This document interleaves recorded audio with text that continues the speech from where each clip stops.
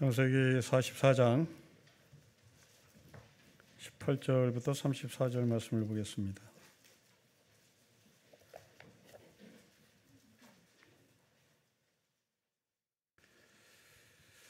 (44장) 18절부터 34절의 말씀을 교독하겠습니다. 유다가 그에게 가까이에서 이르되 내 주여 원하건대 당신의 종에게 내 주의 귀에 한 말씀을 아뢰게 하소서. 주의 종에게 노하지 마소서. 주는 바로와 같으심이니이다.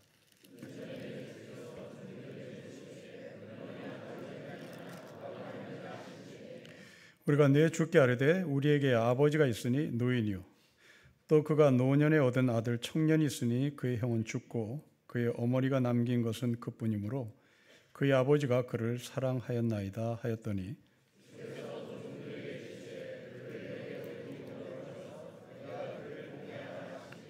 우리가 내 주께 말씀드리기를 그 아이는 그의 아버지를 떠나지 못할지니 떠나면 그의 아버지가 죽겠나이다.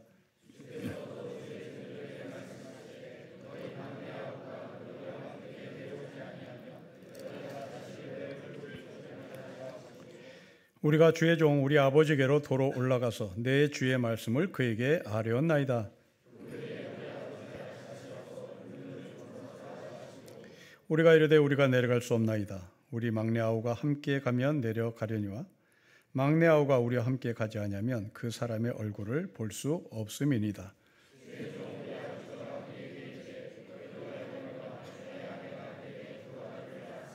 하나는 내게서 나갔으므로 내게 말하기를 틀림없이 찢겨 죽었다 하고 내가 지금까지 그를 보지 못하거늘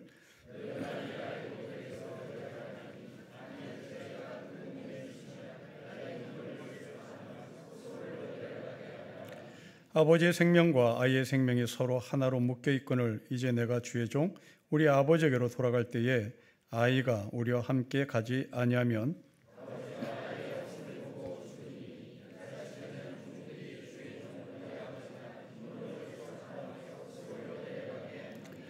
주의 종이 내 아버지에게 아이를 담보하기를 내가 이를 아버지께로 데리고 돌아오지 아니하면 영영이 아버지께 죄짐을 지리다 하였사오니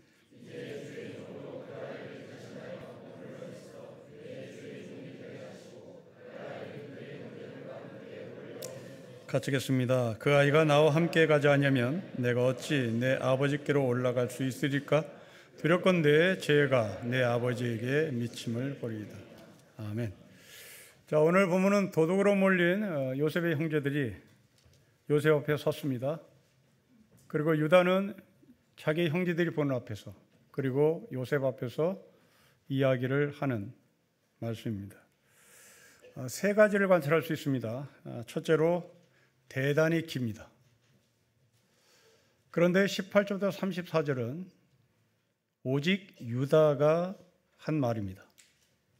다른 사람이 끼어들지 않습니다.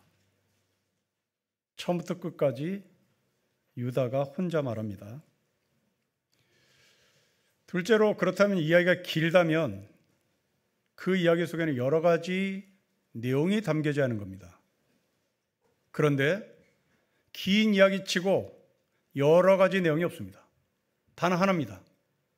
살려달랍니다. 베냐민 살려주세요. 우리 아버지 죽습니다. 우리 아버지가 살려면 베냐민 데려갑니다. 살려달라는 내용입니다. 긴 이야기치고 아주 단순한 이야기입니다. 왜? 이 단순한 이야기를 유다는 길게 이야기를 했을까라는 질문을 할 수밖에 없습니다. 세 번째로 유다가 하는 이야기가 그냥 평범치 않습니다. 간절합니다. 그리고 처절합니다. 요셉 앞에서 혼자 길게 이야기하며 살려주세요. 집으로 보내주세요.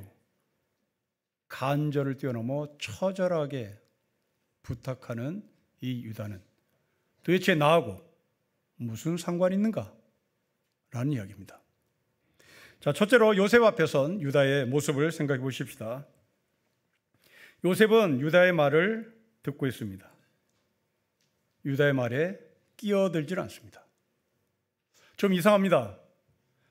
지금 유다는 애굽의 관점에서 이방인입니다. 외국인입니다.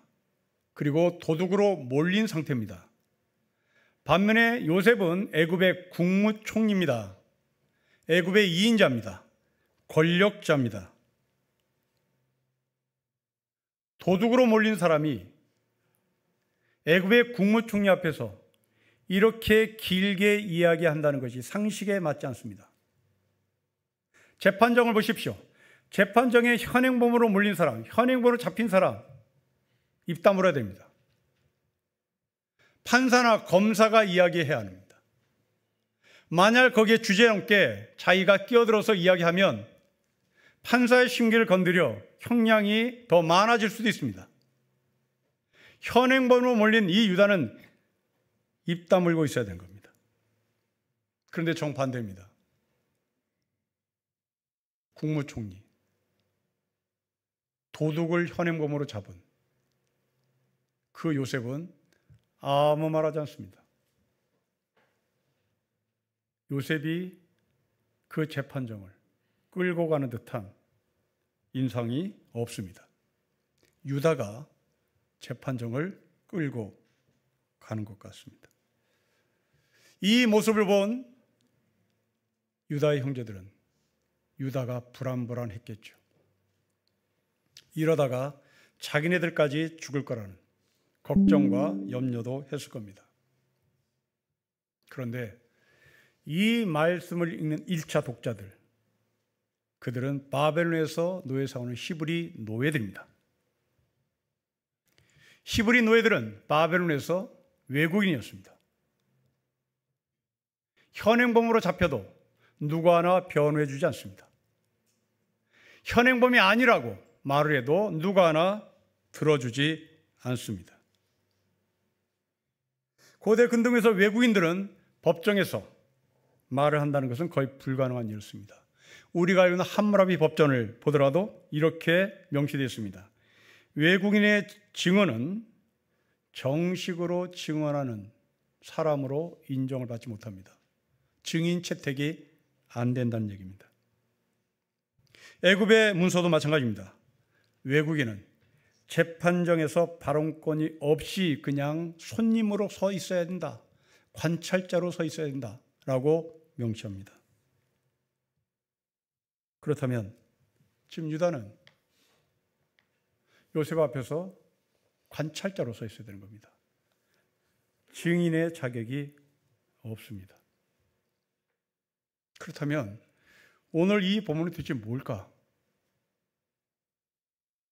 법정의 최후 변론으로 봐야 합니다. 최후 변론에서 유다는 길게 이야기를 할 수밖에 없다는 것을 우리는 이해할 수 있습니다. 자, 그러면 최후 법정에서 최후 변론하는 유다의 이야기의 내용을 종합해 보면 나 살려주세요 말하지 않습니다. 이런 최후 법정의 최후 변론은 자기의 무고함을 증명해야 되는 겁니다. 이유는 목적은 나 살기 위해서입니다. 지금 유다는 그 최후 변론에서 나 무고하니 나 살아야 되겠습니다 라고 말하는 것이 지금도 상식인데 이게 고대 시대 이야기입니다. 그럼에도 불구하고 유다는 자신을 변론하는 것이 아니라 베냐민을 살려주세요. 아버지가 스올에 내려가지 않도록 해주세요. 아버지가 한 맺힌 죽음을 맞이하지 않도록 베냐민을 돌려보내 아버지가 마음 편하게 세상을 떠나게 주세요라고 얘기합니다. 쉽지 않은 일입니다. 회사에서 업무 사고가 났을 때 생각해 보십시오. 이번 주에도 여러분들이 이런 환경에 처했을지 모릅니다. 유다처럼 선뜻 나서기 어려워요. 나살기 바쁜데요. 아니, 자기가 해놓고도 남에게 덤태기를 씌우는 것이 우리의 삶입니다. 그냥 베냐민 하나 거기 남겨놓고 가면 되는 거예요. 미래를 도모하면 되는 겁니다. 그런데 유다는 각자 도생의 삶을 포기해요.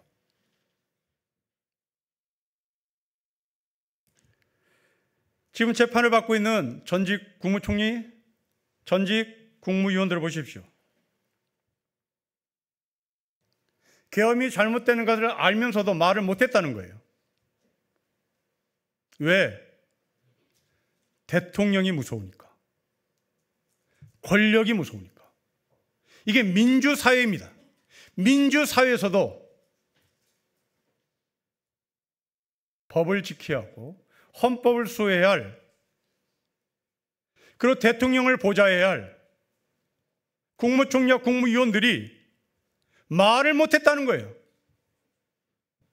하물며 고대 근동지방의 애굽의 시대, 바벨론의 시대,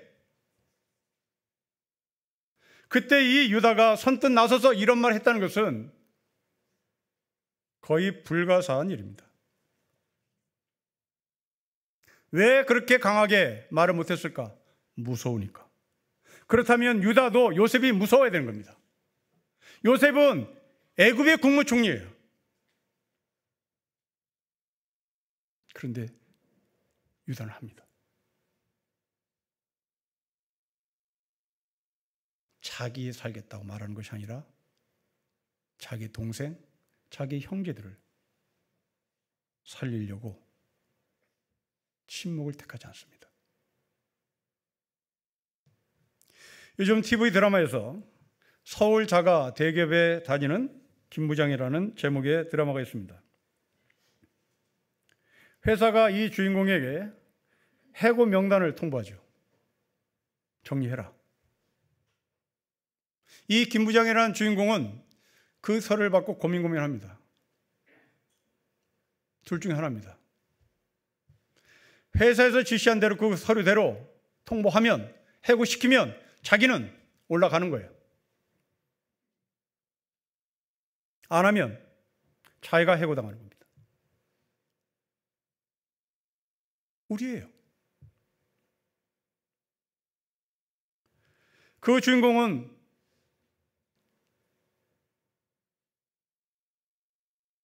해고해야 될 직원들을 해고시키지 못하겠다고. 그럼 결과는 너 나갑니다. 결국 쫓겨나는 거예요. 지금 유다가 이 자리에 서 있습니다. 너 빠져나갈래? 너 죽을래?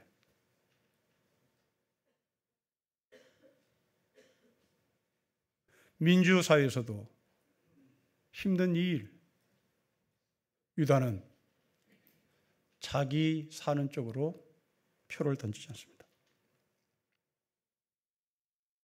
공동체를 살리기 위하여 자신을 던집니다. 베냐민을 돌려보내 주십시오. 아버지가 한 맺힌 죽음으로 소홀에 떨어지지 않게 해주십시오. 간청합니다. 31절부터 33절을 보십니다. 유다의 간청입니다. 같이 읽겠습니다. 시작. 아버지가 아이의 없음을 보고 죽으리니 이같이 되면 종들이 주의 종 우리 아버지가 흰머리로 슬퍼하며 스울로 내려가게 함이니이다. 주의 종이 내 아버지께로 아이를 담보하기를 내가 이를 아버지께로 데리고 돌아오지 아니하면 영영이 아버지께 죄짐을 지으리다 하였사오니 이제 주의 종으로 그 아이를 대신하여 머물러 있어 내 주의 종이 되게 하시고 그 아이는 그의 형제들을 함께 올려 보내십시오. 여러분, 이 글을 읽었던 1차 독자 히브리 노예들입니다. 각자 도생의 삶을 살아도 바쁜 세상입니다. 마치 군대 같은 곳입니다. 옆을 볼 겨를이 없습니다. 내 몸 하나 지금 죽겠습니다. 그런 현실 앞에 유다는 생소하게 보였을 것입니다. 그리고 또 하나의 인물이 떠올랐겠죠. 그 사람은 모세입니다. 모세가 어느 날 애굽의 노동감시관이 히브리 노예들을 때리는 것을 봅니다. 참지 못한 모세는 그 애굽의 노동감시관을 죽입니다. 이때 모세의 신분은 애굽의 왕자였습니다. 애굽의 왕자가 노예가 죽어나는 거 매일 보는 사람입니다. 그냥 물건 하나 죽은 거예요. 눈 감아도 되는 겁니다. 그런데 무슨 꼴을 보겠다고 모세가 참전합니다. 결과는 무엇입니까? 해고입니다. 왕자에서 해고예요. 광야로 쫓겨납니다. 40년 동안 생고생합니다. 우리는 이 유다의 행동을 보며 이것을 믿음이라고 고백하죠. 베냐민이 받아야 할 고통을 유다 자신이 끌어안습니다. 왜? 바울은 이 관계를 예수 그리스도를 머리로 삼은 지체라고 설명합니다. 한 지체가 아프면 뇌가 몸 전체가 아프다고 명령을 내립니다. 이게 예수 그리스도를 머리로 삼은 지체의 바울의 교회론입니다. 무슨 말인가 하면 예수 그리스도를 머리로 삼은 신앙의 공동체는 오른손이 김집사, 왼손이 이집사, 오른발이 김권사, 왼발이 이권사라는 얘기입니다. 김집사가 아프면 뇌가 반응합니다. 누구에게? 이집사에게. 김권사가 오른발이 아프면 뇌가 지시를 합니다. 왼발인 이권사에게. 이게 머리로 삼은, 예수 그리스도를 머리로 삼은 지체의 삶입니다. 그래서 바울은 이 지체된 삶을 가지고 기뻐하는 자와 기뻐하고 우는 자와 함께 울라고 말씀합니다. 여러분, 이것은 단순히 감정의 문제가 아닙니다. 몸의 원리입니다.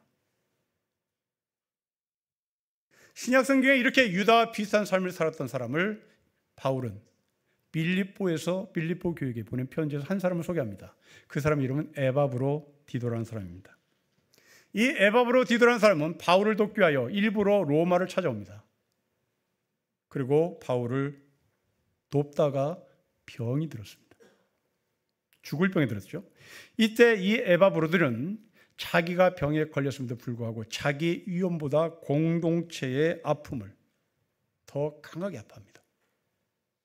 그래서 이런 에바브로들을 향하여 바울은 이렇게 이 사람을 평가해요. 에바브로디도는 그리스도의 일을 위하여 죽기에 이르기까지 자기 목숨을 돌보지 아니하였다. 유다처럼 타인의 고통을 외면하지 않았다는 얘기입니다. 한국 역사에 이렇게 바울, 에바브로디도의 영성을 실천한 사람들 중에 한 사람을 소개합니다. 전태일입니다. 대구에서 서울로 올라온 시골 청년입니다. 가난해서 정규교육을 제대로 받지 못한 사람이고, 그래서 청계천 평화시장에 노동자로 들어갑니다. 하루 15시간 재봉질을 하는 공장 노동자의 삶을 삽니다. 당시 이 전태일은 집이 수유리였습니다. 수유리에서 청계천 평야시장까지 약 10km 정도 남짓됩니다. 전태일은 거의 출퇴근을 걸어서 했습니다. 버스를 타지 않았습니다. 이유는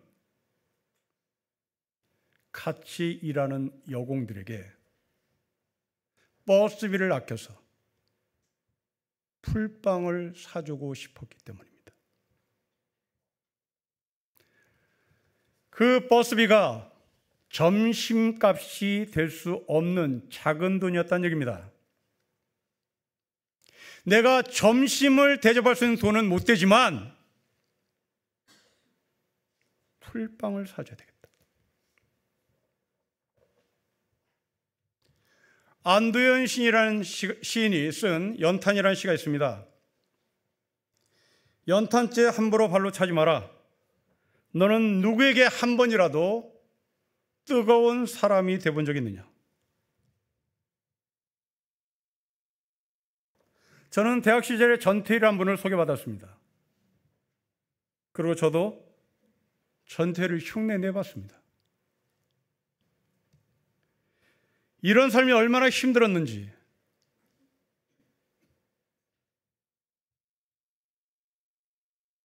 지금 저는 못하고 있습니다. 유다는 전태일처럼,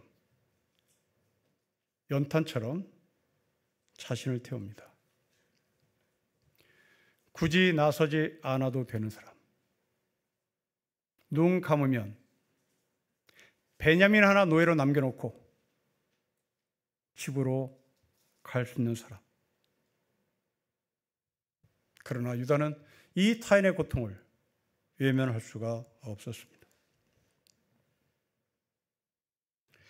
우리는 지난주 인문학 모임을 가졌습니다. 아주 유익한 시간이었는데 그 중에서 강사분이 AI에 대해서 아주 간결하게 설명해 줬습니다.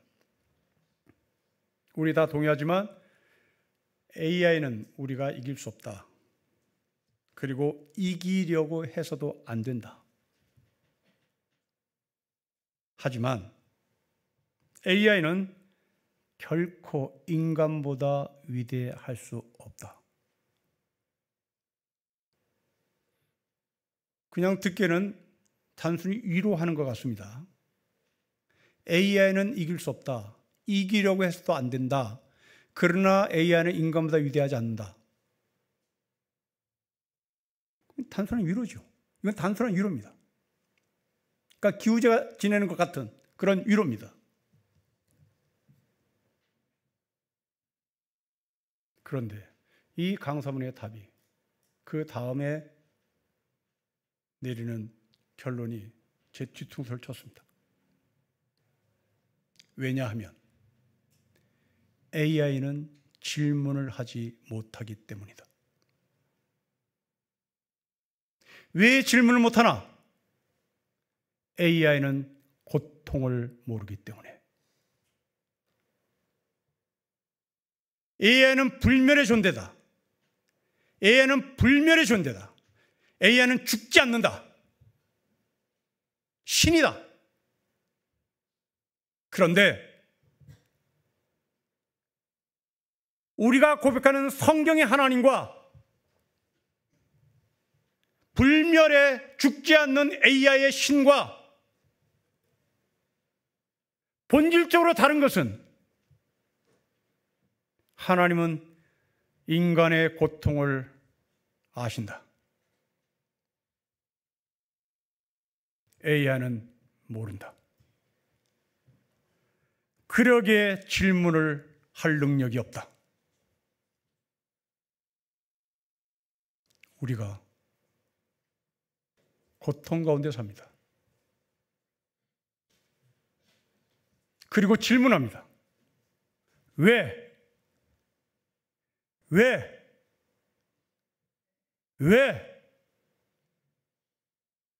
그러다가 하나님을 찾습니다.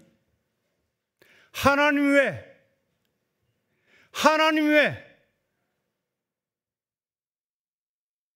AI는 하나님 왜?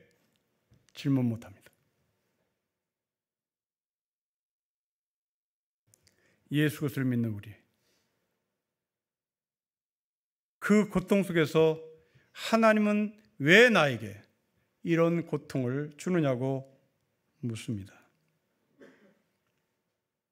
그렇게 지금 유다는 그 고통을 요셉에게 묻습니다. 오늘 본문을 전체 관찰해 보십시오. 최후 변론의 형식을 띠고 있고 또 하나, 그 최후 변론의 형식 가운데 기도하는 형식, 간구하는 형식을 취합니다. 여러분 눈으로 오늘 본문을 간단히 훑어보십시오. 주, 내 주, 주의 종, 18절부터 34절까지 19번 나옵니다. 16개 절입니다. 16개 절에 19번 나옵니다. 처절하다는 얘기입니다. 간절하다는 얘기입니다. 유다는 그렇게 기도합니다. 그런데 유다가 한 기도는 거래를 하지 않습니다. 우리의 기도와 다릅니다. 우리는 하나님과 교환하는 기도를 합니다. 저는 이것을 자본주의적 기도라고 얘기합니다. 자본주의는 거래해야 되는 겁니다. 교환해야 되는 거예요. 어쨌든 우리가 하는 늘 기도는 항상 하나님과 교환합니다. 하나님과 거래를 해요. 하나님과 장사합니다. 어쨌든 우리는 이 자본주의 사회에 완전히 침전되어 있기에 우리는 헤어나지 못하는 삶이 기도로 증명되는 것 같습니다. 이거 해주시면 이게 교환이죠. 그러나 문제는 내가 내 문제를 위하여 기도하는 거 맞습니다. 내 피로 내 형편 기도하는 거 탓할 수가 없습니다. 그렇다면 우리는 이 유다의 기도를 통하여 내 기도를 점검해 보자는 얘기입니다. 유다는 자기 기도 가운데 자기가 없어요. 동생이 있고 아버지가 있습니다.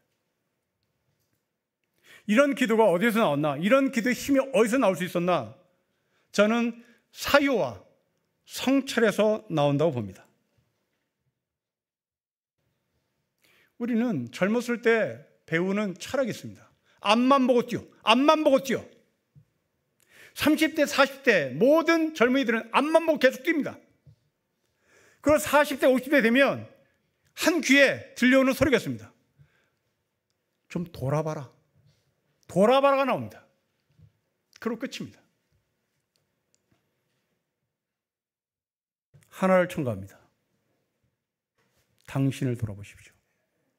옆을 돌아보지 말고 당신을 사유하십시오. 우리는 죽으라고 앞만 달립니다. 대부분의 사람이 그렇죠. 거기에 약간 윤리가 높아진 사람은 옆을 봅니다.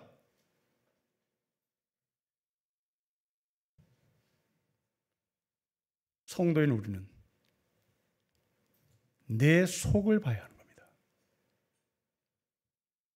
내 속을 봐야 옆이 보이는 겁니다. 내 속을 봐야 달려갈 길이 보이는 겁니다.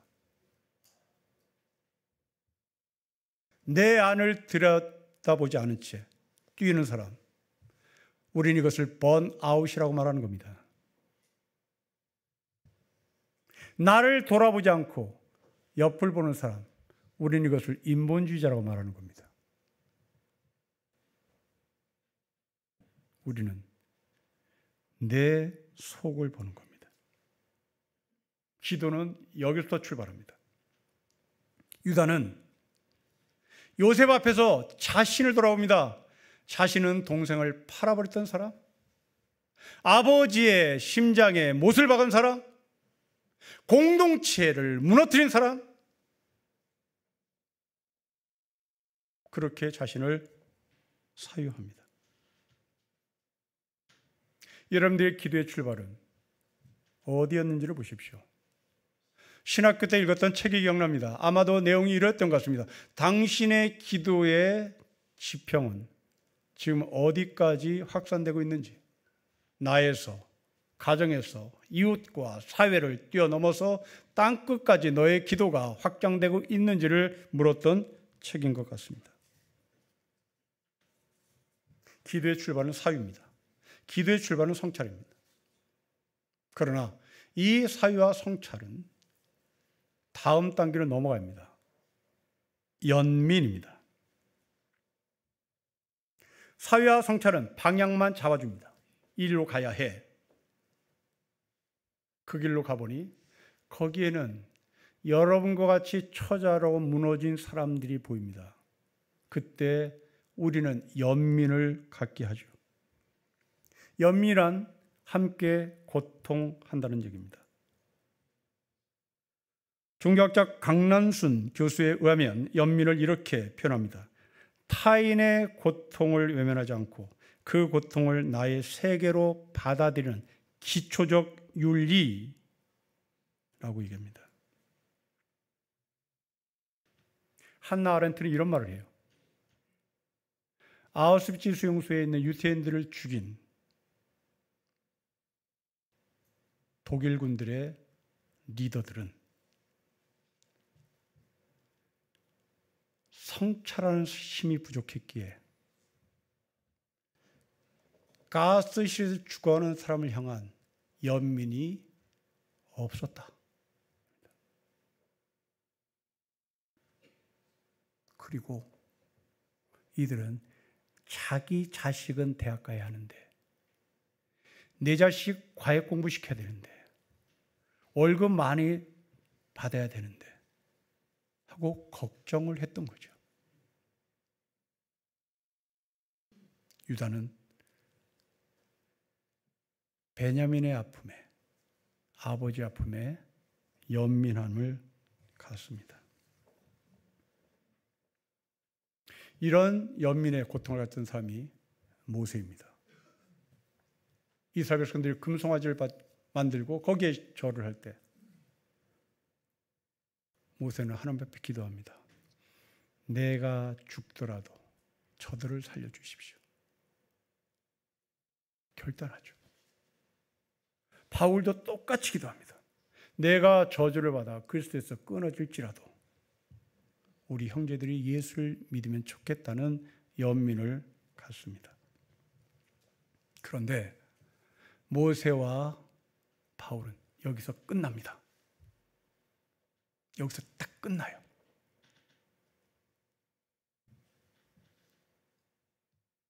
그러나 예수는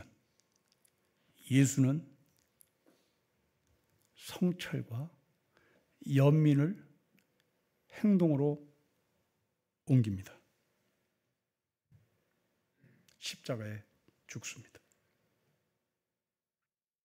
모세는, 바울은 그 고통을 십자가에서 죽은 예수처럼 100% 수용을 못해요.